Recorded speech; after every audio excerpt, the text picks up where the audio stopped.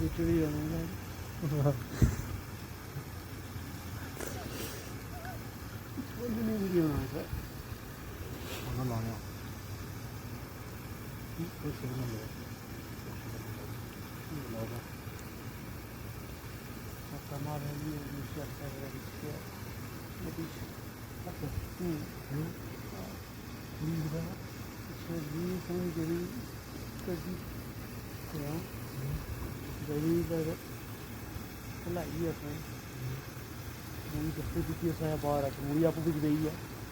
ਉਹੀ ਜੋ ਨਹੀਂ ਬੈਠਾ ਚੱਕੀ ਦਾ ਕਰਨਾ ਤਾਂ ਯਾਰ ਉਹ ਗਈ ਫਸੇ ਗਈ ਹੈ ਬੈਠਾ ਹੋਵੇਗਾ